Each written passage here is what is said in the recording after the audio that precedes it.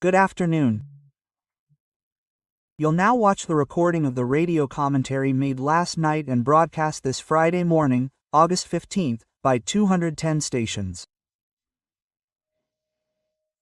Remember to subscribe if you haven't already.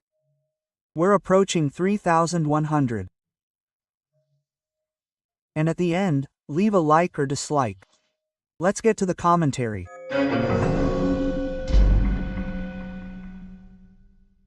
Good morning. Today could be a day of peace news.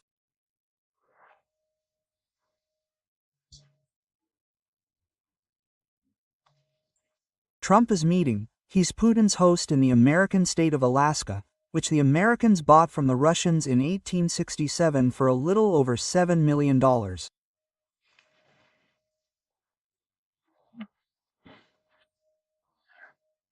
It's much more expensive than that apartment in Kibben, Florida, which was reportedly bought outright by a Supreme Court justice. Well, the big expectation is to get Putin to bring about peace in Ukraine.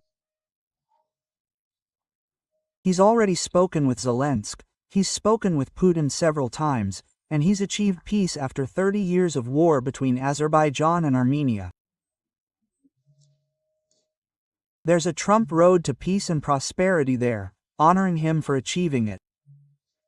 You mentioned peace between Pakistan and India, Cambodia and Thailand, right? The people in Azerbaijan and Armenia, former Soviet republics, are going to submit a request, a suggestion, to the Nobel Peace Prize Committee, to Trump, right?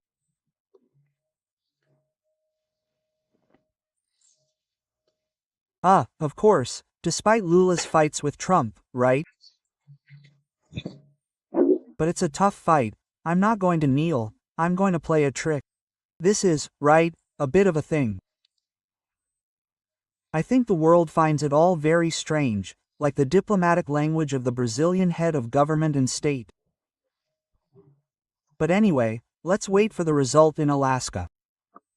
It's very important because the war in Ukraine, which was the result of a Russian invasion, right, because of provinces where there are Russian ethnicities, Russian speech, even Russian money, but, right, it's within Ukraine. There were already problems with Crimea, right? That's a complicated region, right? Well, in Yalta, right there was the big conference that helped end the war. Stalin, Roosevelt, Churchill, right? Well, but getting back to this issue of Trump and Brazil, Trump is complaining, firstly, about the persecution of Bolsonaro, right? And another, he says that Brazil has always levied too much tax against the United States. Lula has already said no, that Trump is lying and all that. So, we're dealing with this story, but I wanted to talk to you about another issue too, because you saw there, right, this guy in Minas Gerais who killed a garbage man, right, because the garbage truck was blocking his way.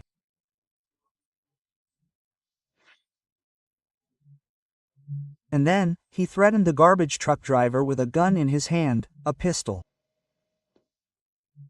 And do you know whose gun it was? His wife's. Do you know who his wife was? Who is his wife? A police chief.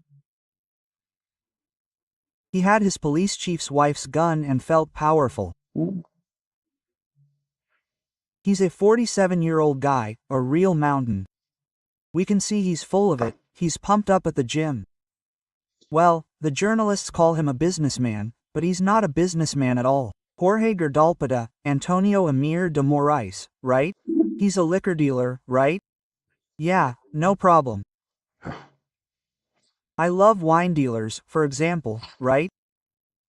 But anyway, the guy fired a shot because the truck was blocking his way. He got through, but shot one of the garbage collectors in the chest, killing him, who has a family, right?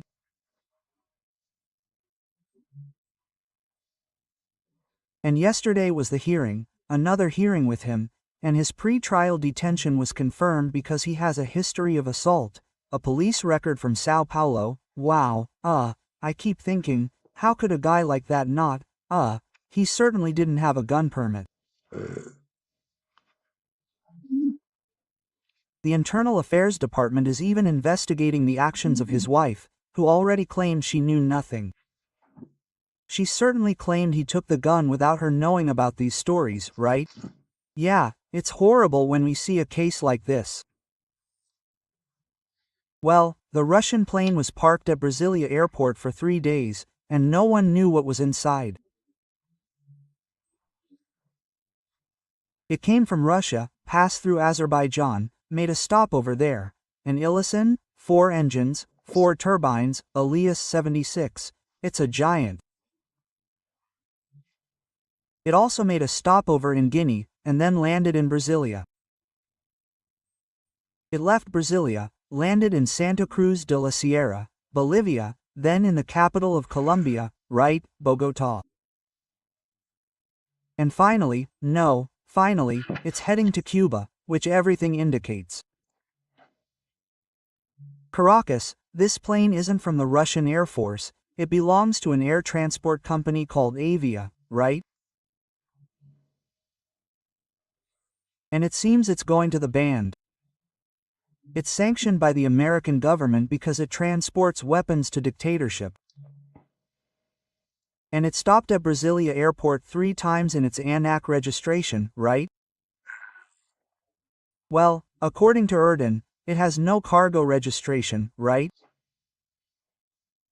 It would be diplomatic, therefore, a diplomatic passage through here, therefore, exempt from inspection. Then we remember that at the beginning of the Lula administration, 2 warships sanctioned by the Americans as terrorists mysteriously remained in Rio de Janeiro, anchored there and then left. Mysteries that are covered up there by the secrecy of the Lula administration. From Brasília,